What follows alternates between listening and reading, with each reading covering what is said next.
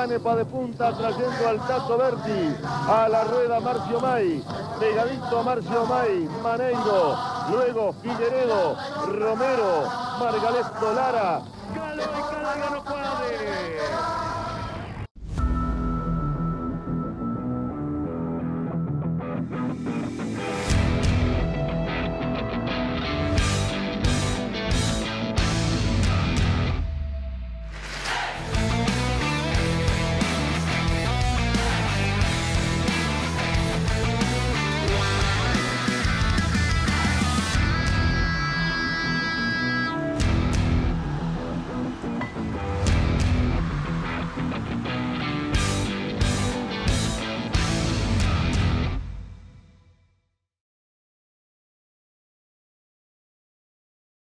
Uruguay, América y el mundo, bienvenidos y bienvenidas. Capítulo 4 de la edición número 80 de la Vuelta Ciclista del Uruguay.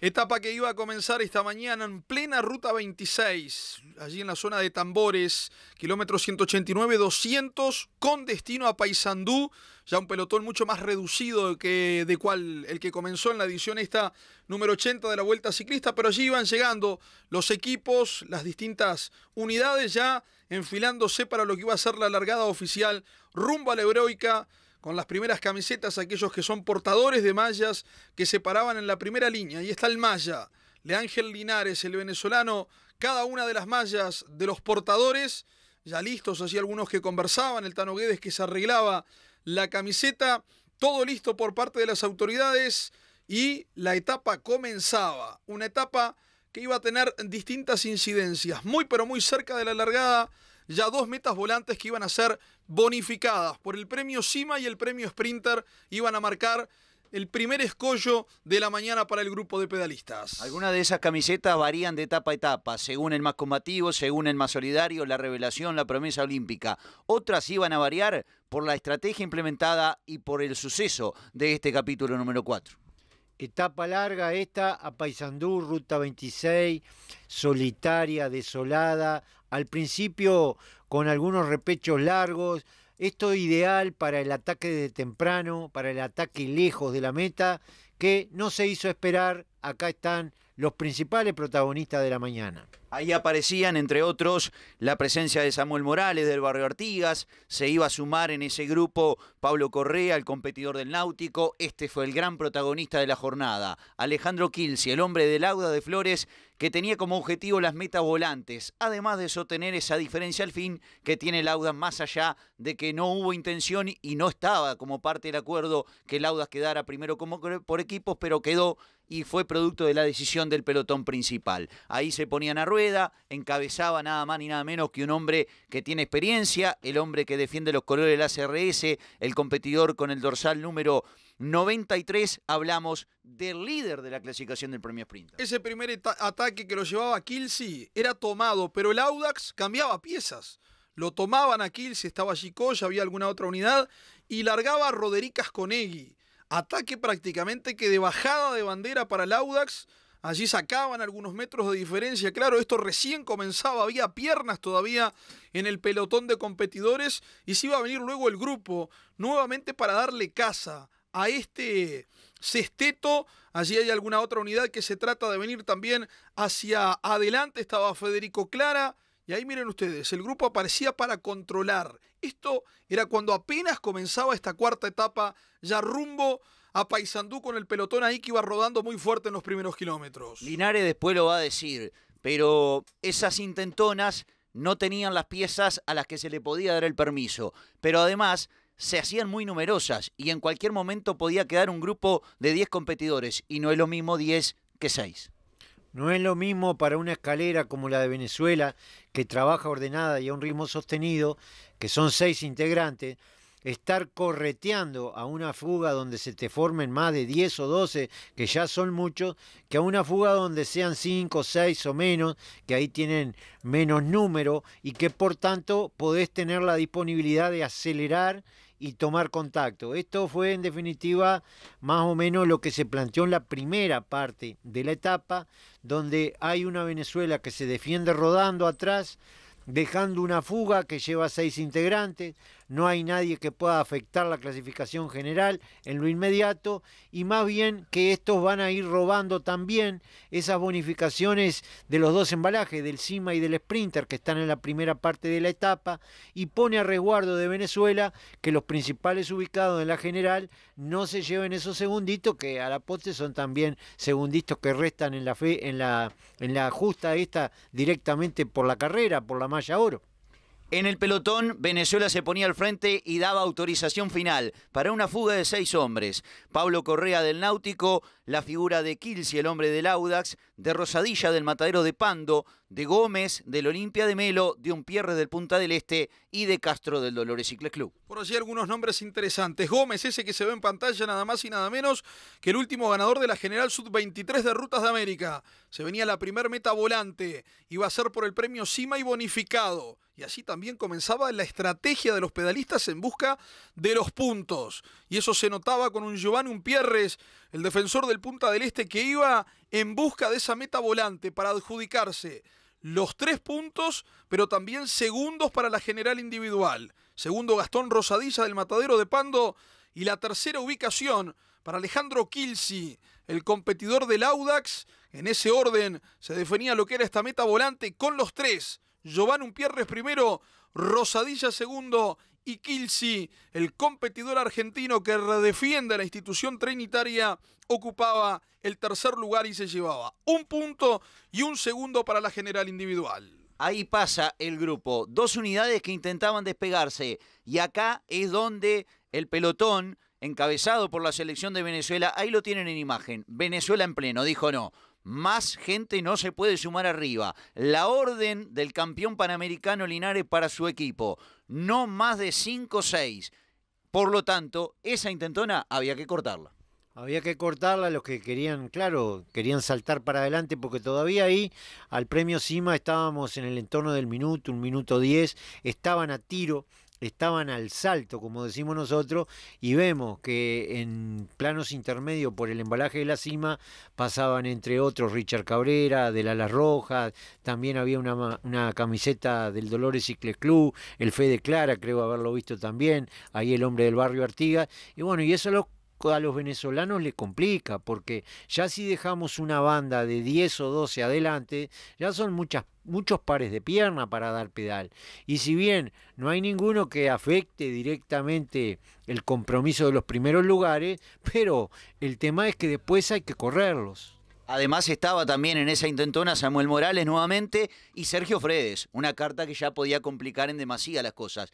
El que pagó caro ese primer embalaje del premio Cima fue Pablito Correa, porque el hombre del Náutico quedó y se armó la fuga definitiva, un quinteto. Por allí también otros intereses para el competidor del Náutico, pensando mucho más en el equipo y en los jefes de fila. Se iban los 5, llegaron a sacar casi 3 minutos, comenzaron en 50 segundos, se fueron arriba 1 minuto y medio, pasaron prácticamente que a los 2 minutos, siguió aumentando y todo iba en beneplácito de Umpierres. Era por ahí quien más se veía involucrado en esta escapada, porque era quien sacaba mayor rédito. Un Umpierres que estaba descontando segundos, que había comenzado la etapa a tan solo 45 del líder y que era quien se veía más favorecido en este quinteto de avanzada. El quinteto se armaba adelante, el pelotón atrás ahora estaba en calma. Esa tensa calma previo al primer embalaje se había roto y ahora el pelotón lo iba a llevar a este ritmo. Como bien decía Rodrigo, aparecía esa diferencia que va a llegar al segundo embalaje, a la segunda meta volante de la mañana,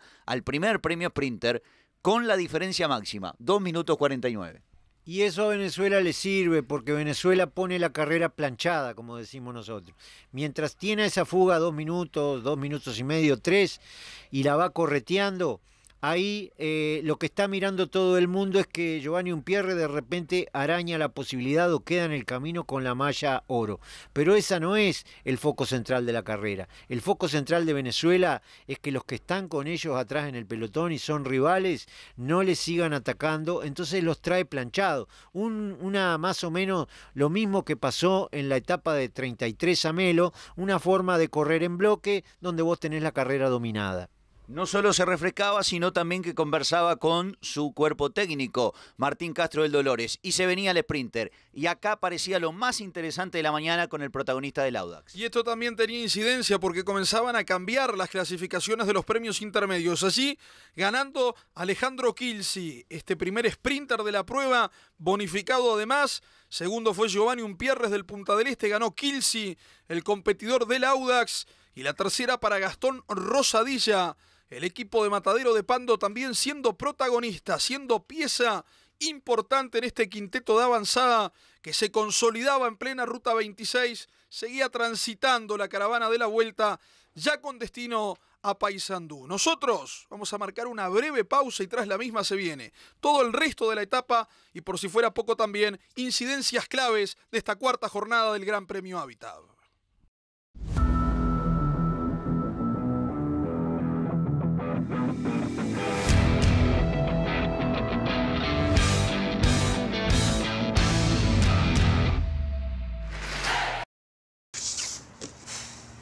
¿Cómo entrego 15 pedidos en una tarde?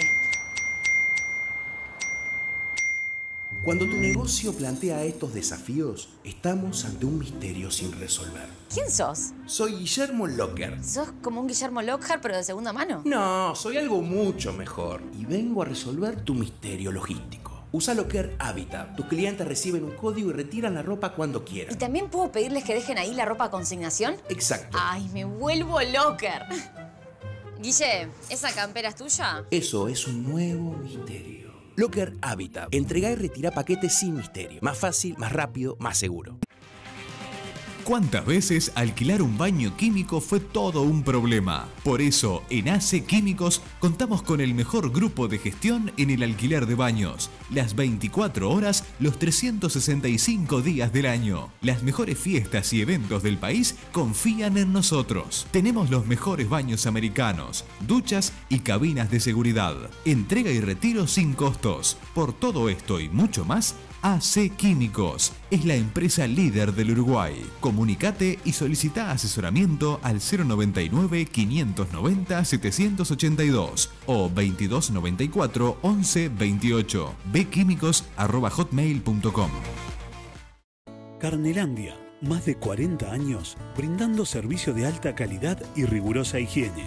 Disfruta productos frescos, sabrosos y al mejor precio. Hacé tu pedido y te lo llevamos. Carnelandia, compromiso de calidad.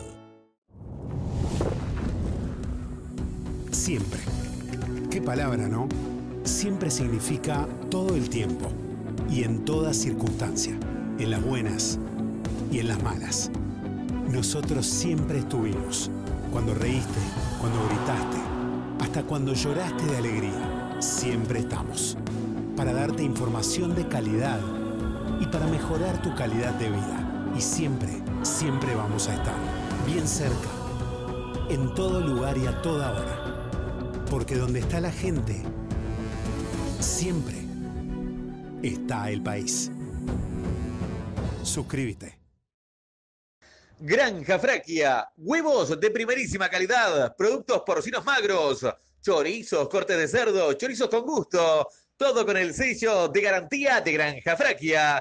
Fray Marcos Florida, 4311-6126. ¡Qué chorizos lo de Fraquia!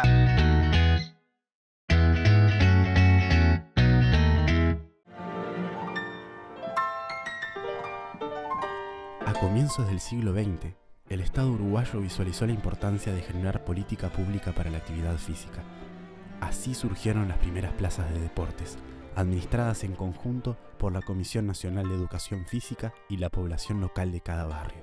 De la mano de esta comisión, el deporte y la actividad física comenzaron a latir no solo en cada plaza, sino en playas y parques de todo el país, dejándonos postales que nos marcan más de un siglo después.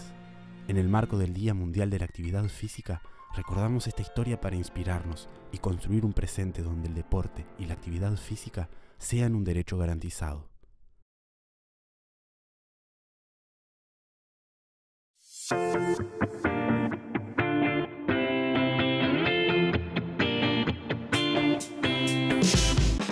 ¿Por qué cuando pensamos en UTE, pensamos solo en luz? Si es mucho más que eso. Por algo dar a luz es dar vida. Y la energía le da vida a los sueños, a la creatividad, al futuro. Le da vida a esas juntadas interminables, a esos recuerdos que van a ser para siempre, a las escapadas que nunca vamos a olvidar, y nos permite mantenernos conectados más allá de las distancias. La energía le da vida al barrio, al campo, a la ciudad, hace brillar a nuestras estrellas y también impulsa nuestra industria y producción. Esa es nuestra energía, la que renueva la ilusión, la que le da vida a todo el país de modo amigable y sostenible con el planeta. UTE, transformando con energía nuestro país. ¿Cómo entrego 15 pedidos en una tarde? Cuando tu negocio plantea estos desafíos, estamos ante un misterio sin resolver. ¿Quién sos? Soy Guillermo Locker. ¿Sos como un Guillermo Lockhart, pero de segunda mano? No, soy algo mucho mejor. Y vengo a resolver tu misterio logístico. Usa Locker Habitat. Tus clientes reciben un código y retiran la ropa cuando quieran. ¿Y también puedo pedirles que dejen ahí la ropa a consignación? Exacto. ¡Ay, me vuelvo Locker! Guille, ¿esa campera es tuya? Eso es un nuevo misterio. Locker Habitat. Entrega y retira paquetes sin misterio. Más fácil, más rápido, más seguro.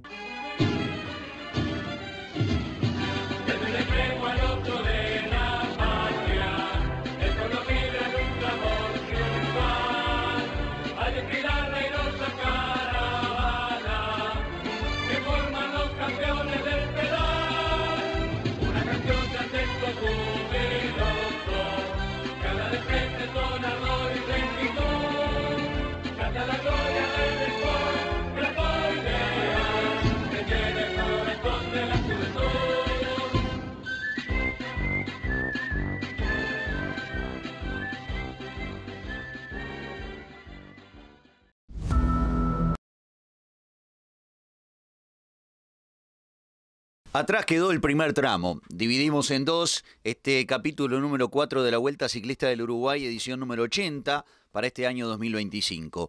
Quedaron las dos primeras metas volantes. Como habíamos visto, el primer sprinter lo consiguió Kilsi, el primer cima lo había conseguido un Pierres. Ese mismo orden se va a volver a repetir, porque claramente acá hubo acuerdo, acá hubo negocio por las metas volantes, Nazario. Ahí tenemos la escalera de Venezuela trabajando, persiguiendo a los punteros. Los tenían controlados en el entorno de los 2 minutos, 2 minutos 15, 2:20. Llegaron casi a los 2:40, cerca de los 3 minutos. Los 5 punteros fueron de alguna manera exigiendo a esta escalera a que trabajara. Yo pedía hoy de mañana el contraataque de los demás uruguayos, de los que están por la clasificación general, que son todos los que vienen ahí, caso de Alonso, de Asconegui, del Piojo Presa, de Giacinti, de los hermanos Maldonados. Bueno, ahí tal vez no me llenaron el ojo. Después lo veremos más adelante, que fue otro cantar cuando ingresamos a la Ruta 3. Lo decía en mi comentario. La Ruta 26 es desolada, no hay público, no hay casas, y muchas veces los ciclistas necesitan ese grito, ese aliento para llenar un poco el espíritu y sacar fuerzas para los ataques. Adelante, en la fuga, novedades, porque ya Kilchi, al ganar el premio Sprinter en Eucaliptus, se transforma en el líder de la clasificación general del premio Sprinter, camiseta verde, y todavía le quedaba otro embalaje más. O sea que hasta ahí, mitad de la etapa, las bonificaciones, el resumen es, las bonificaciones no fueron a gente importante en la clasificación general, los premios sí cambiaron, por lo menos el premio Sprinter. Y ahí veíamos en el pelotón que el hombre de Lauda, la ficha que Lauda ponía ahí en la cabeza del grupo mayoritario era la de Martín Quijuto. Y acá los hombres que fueron los grandes protagonistas. El que encabeza la fila, Martín Castro, del Dolores Cycles Club, prendido a su rueda, quien ya en ese momento se calzaba transitoriamente de forma parcial y en tránsito la malla del premio Sprinter UTE. El competidor argentino que defiende al Audax, al decano del ciclismo uruguayo, Alejandro que se quedaba con el premio Sprinter. Y ahí viene la definición. Va a quedar primero el competidor Alejandro Kilsi, el argentino que defiende al Audax de Flores. Segunda colocación para el competidor que defiende a los colores del Punta del Este, Máximo Gómez del Olimpia de Melo, y Gastón Rosadilla, el Matadero de Pando, en la tercera colocación. Dos que fueron también protagonistas en la mañana de hoy. El trabajo, Kilsi en punta, Gómez en la segunda colocación del quinteto, la tercera para Gastón Rosadilla del Matadero de Pando. En la cuarta colocación, Martín Castro, el hombre del Dolores Cicles Club, y cerrando la fila aparecía la figura de Giovanni Pierres, el hombre de Punta del Este. Una figura que hizo su trabajo, que ganó sus segundos de bonificación en los anteriores embalajes y que de alguna forma le servía estar en la fuga también porque arrimaba pensando en la contrarreloj, alguien que la hace muy bien. Ahí a la altura del embalaje sobre el pueblo eucalipto, Pierres estaba haciendo el virtual malla líder. Prácticamente la fuga estaba casi en los 3 minutos. Era Pierres el malla líder. Nosotros decíamos que esto no distraiga, que esta situación de carrera no distraiga y haga pensar de que Punta del Este está atacando por la malla líder y desviemos el foco de la carrera y le demos pista, le demos ruta, le demos cancha al equipo de Venezuela para que siga rodando a Piacere. Otra cosa que hay que señalar es que cuando pasamos por el premio Sprinter no embalan, así como venían formados, que venía tirando Kilchi, así fue como pasaron, no le embalaron sus compañeros a Kilchi. Y esto es muy importante decirlo, una vez que ya se perfilan los que tienen puntos en los premios especiales, después prácticamente la carrera queda para ellos. Son los 3 o 4 que disputan los premios los que embalan entre ellos. Y ahí, en ese caso, los compañeros de fuga ya reconocen en el del Audax como es el que va por el Sprinter y le dejan ganar las banderas, decimos nosotros, le dejan pasar por adelante en esa bandera en mitad del camino, donde si le ganaran otros a él, en realidad los puntos que se llevan otros no le servirían para mucho porque no tienen, pero para él son muy importantes porque ya se perfila como un líder del premio Sprinter que con este embalaje llega a 9 y el brasileño que era hasta hoy Wysinski, el líder, recién tiene 4. Así que esas cosas también son importantes detallarlas para que la gente la vea. Quedaba atrás el Indio de la Patria Gaucha. Y ahí venía la segunda definición, la última meta volante, el premio CIMA, que va a tener como protagonista, ya estamos a muy poquito del premio CIMA, que va a tener como protagonista al hombre del Punta del Este, a Giovanni Pierres, que se va a terminar calzando al final de esta etapa la malla roja del premio CIMA. Por lo cual, como decíamos, lo más importante del día de hoy fue el cambio en las metas volantes, en las generales de las mismas, y que de esa manera altera la situación que hasta acá traía la edición número 80 de la Vuelta Ciclista del Uruguay. Ahí viene la definición del último premio CIMA, la última meta volante de la mañana. Alejandro Pierres en la primera colocación, Martín Castro que se va a ubicar segundo, y en el tercer lugar el competidor del Audax, el competidor Alejandro Kilsi, el argentino, el cordobés. Pierres, Castro, Kilchi, así se ubicaban en la última meta volante de la mañana de hoy. Y ahora venía tal vez el tramo donde uno decía, bueno, si hasta acá no hubo desgastes o intento de desgastar a la selección de Venezuela, si el Punta del Este claramente su objetivo era simplemente el de las metas volantes y el de las bonificaciones, porque si no el Punta del Este estaría en la cabeza del pelotón intentando de alguna forma frenarlo, hasta acá no pasaba nada, ya no iba a pasar, salvo cuando se tomara Ruta 3. Ahí el último CIMA es a 10 kilómetros antes del empalme con Ruta 3. La ruta dobla, o sea que el viento se va a agarrar más cruzado desde el medio de la calzada hacia la derecha. La novedad aquí es que ya Pierres también atrapa el liderato de la cima con ese embalaje bonificado y los venezolanos empiezan a subir el paso y empiezan a arrimar la fuga. Prácticamente nosotros estamos llegando a menos de un minuto al empalme de Ruta 3 y Ruta 26, que es un poco el presagio de que esta fuga terminó siendo lo mismo que la fuga de la 33 Melo cuando se fue Magno Prado. Bueno, la dejaron un poco para que la carrera quede planchada, como decimos nosotros, que nadie los ataque, y una vez que empieza a venir la cuenta regresiva y los kilómetros finales, empiezan a acelerar el ritmo y empiezan a arrimar esa fuga. Recién veíamos que la cabeza del pelotón ya no era la misma, porque había un trencito del Audax claramente definido, un trencito del Cerro Largo claramente definido, y eso era el presagio de la tormenta que se podía venir desde el punto de vista deportivo, desde la batalla del ataque y preparándose para ese cambio de viento. Estaba claramente definido que el Audax iba a atacar, que Cerro Largo también tenía la intención de atacar. El tema era cómo después ese ataque se podía desarrollar. Tal vez el que no tenía interés en atacar, porque hasta acá le servía lo que había logrado, era el Punta del Este. Pero la responsabilidad en el Audax, líder de la general por equipos, con posibilidad de Asconegui meterse, y su objetivo es pelear la general individual, y ni que hablar el Cerro Largo, la lucha estaba planteada. Los muchachos a esta altura ya vienen con más de 150 kilómetros en las piernas, nosotros una etapa de 190, ahí están faltando 38 kilómetros para Paysandú, o sea que ya también entran a caer en el rendimiento. Esto de llegar de una ruta desolada como la 26 a la ruta 3, donde ven gente, donde la gente alienta, levanta un poco el espíritu, reaviva las piernas y da ganas de jugarse para venirse adelante. Acá empiezan los ataques de atrás en ruta 26, ahí tenemos un palo de la gente del Náutico con Anderson Maldonado, con Alonso. Por allá viene también el gringo Jorge Giacinti con la gente de el Cerro Largo. Por ahí afuera va el otro argentino al servicio del 33 de San José, que también acelera.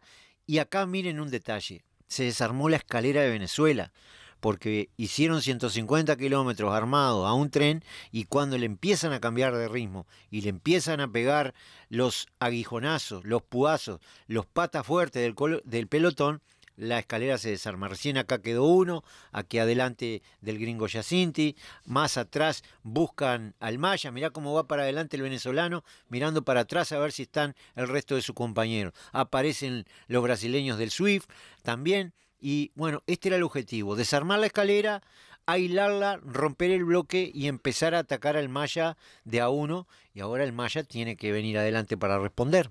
Algunos errores estratégicos uno veía ahí.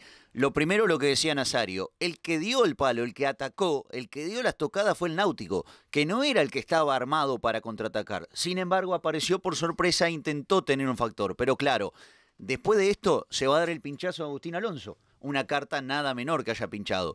Pero además ahí, esa camiseta de Venezuela que apareció justo entre el ataque de Cerro Largo y del Auda, o el armado para pegar el ataque, el Auda y Cerro Largo, es clave.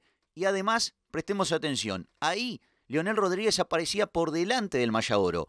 Y si bien puede llevarnos a la confusión que estaba armado un trencito del Cerro Largo, el no estar pegado al Maya puede ser un error que se pague caro. Bueno, mira, ahí ya vemos donde se corta, ¿viste? El grupito de estos que al final vinieron a definir, donde está Asconegui del Audax adelante con Sebastián Rodríguez, son dos. Hay dos venezolanos que son Peñuela y Linares el líder. Está el gringo Jorge Giacinti del Cerro Largo. Está el brasileño que es el que no tira, Otavio Augusto, que es el que no tira, y estos de última no encontraban organización, los que quieren ir más para adelante, por supuesto, ahí son los venezolanos, Giacinti y Rodríguez Asconegui, está Samuel Morales, que entraba una vez sí, otra vez no, y bueno, y acá esto es una carrera por la clasificación general. Estos cuatro que yo nombré, los dos venezolanos, Peñuela y Linares, Rodríguez Asconegui y Giacinti, candidatos a ganar la vuelta, están atacando y disparando de Rangel, el brasileño, de Alonso, que en ese momento había pinchado, ellos no sabían porque no lo habían visto que había pinchado, están disparando de Fredes, que también pinchó y ellos no sabían que había pinchado en ese cierre, están disparando de los hermanos Maldonado, del Nacho Maldonado y de Anderson Maldonado, entonces esta es un ataque típico del mano a mano por ir por la Vuelta del Uruguay. 8 hombres protagonistas, 9. Mescher, el hombre del ACR Cycling de Brasil.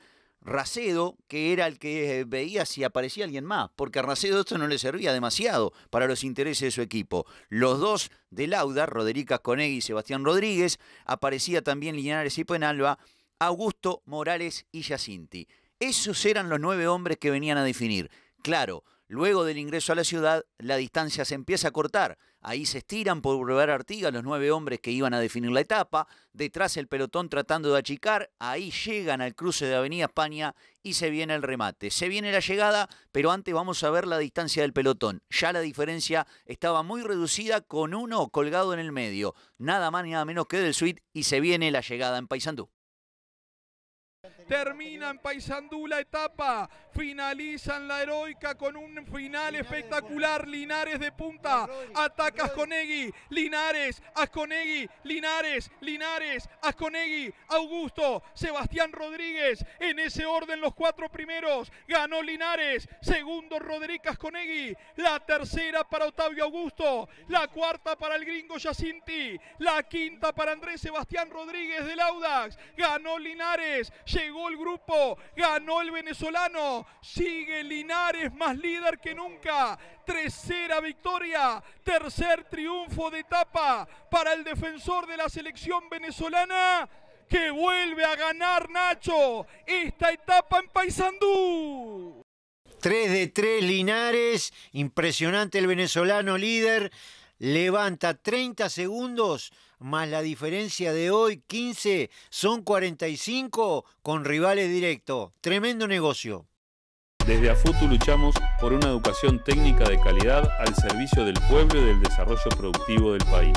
En este año presupuestal reafirmamos nuestro reclamo del 6+1 del PBI y que el nuevo convenio salarial logre mejoras significativas en los salarios más bajos de la ANEP. Las trabajadoras y los trabajadores tenemos propuestas y reclamamos espacios de participación, discusión y consenso para construir una política pública para la educación. AFUTU, 42 años luchando por la educación técnica. El podio de la etapa, nuevamente en el primer lugar, el venezolano Leángel Linares, el campeón panamericano de ruta. Lo completó esta vez Roderick Asconegui, que además se transforma en el mejor uruguayo. La combatividad para Gastón Rosadilla, el hombre del Mataderos de Pando. El más solidario, el competidor que defiende los colores del Punta del Este, Giovanni Umpierres. La casaca de mejor en la general por equipos, el capitán del Audax, Roderick Asconegui. Del medallista olímpico Milton Winnan a la promesa olímpica, Santiago Pérez. La malla de líder de la sub-23, nada más ni nada menos que para el brasileño defensor del SUIT, hablamos de Octavio Augusto. Y la malla de líder de la regularidad para Linares, que tendrá que cederla a alguien porque él va a portar la malla oro, el mejor uruguayo. Cambia también la malla blanca y ahora es de Roderick Asconegui, el hombre del Audax. El premio de la cima para Giovanni Umpierre, la malla roja de la Secretaría Nacional de Deportes. La malla del premio Sprinter cambió de dueño, es de Kilchi, el argentino que defiende al Audax. Y figurita repetida, la malla oro del Gran Premio Hábitat la porta el campeón panamericano de ruta, Leángel Linares. Una vez más, largará vestido de oro mañana después de la crono rumbo a Mercedes. Los 5 primeros de la general individual: Leángel Linares de la selección de Venezuela, Octavio Augusto del Suiza 15 segundos, Francisco Peñuela de la selección de venezolana a 26, Roderick Asconegui a 34 y Giacinti a 35.